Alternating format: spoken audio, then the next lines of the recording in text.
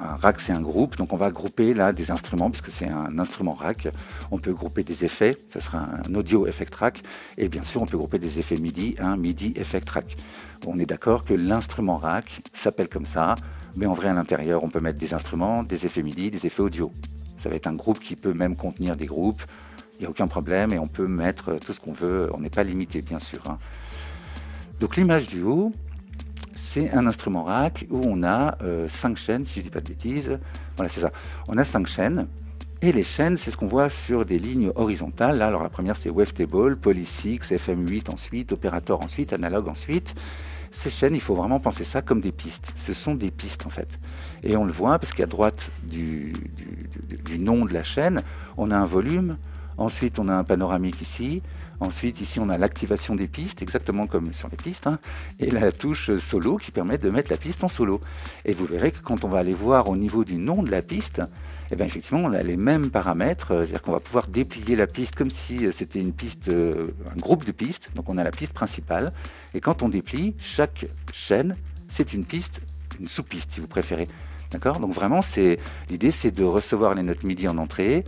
Elles sont envoyées dans toutes les pistes, donc dans tous les instruments, et on récupère le son en sortie de l'ensemble des choses. C'est vraiment comme ça que ça fonctionne.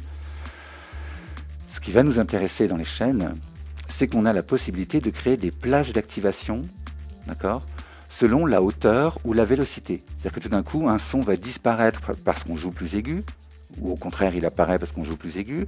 Ça peut même être en fade, il peut apparaître tout doucement, ou tout d'un coup il est présent. Et pareil pour ce qui est de la vélocité, on peut jouer doucement, il n'y a qu'un seul son, et quand on joue fort, il y en a 3 qui jouent. Pareil, ça peut être de façon graduelle, ou au contraire de façon plus brutale. Donc ça permet de faire des instruments beaucoup plus évolutifs.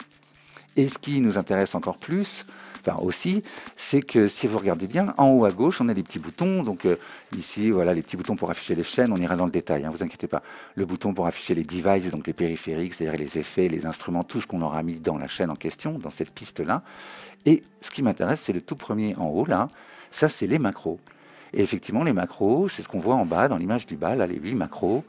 Ça permet d'avoir sous les yeux, de rendre accessible tout de suite des effets, des paramètres des instruments ou des effets qui sont avec les instruments et de les mettre sur ces macros, de pouvoir en contrôler plusieurs d'un coup si on veut, d'accord. Et du coup, c'est l'idée de garder sous la main des paramètres qui sont intéressants, qui vont vraiment modifier le son qu'on veut, voilà, qu'on veut retenir, si vous voulez, qui vont bouger. A priori, ils vont bouger pendant le morceau. Et vous voyez que pas très loin, on a la possibilité de grouper, donc on pourra même voilà, en mettre plusieurs pour agir sur plusieurs effets en même temps.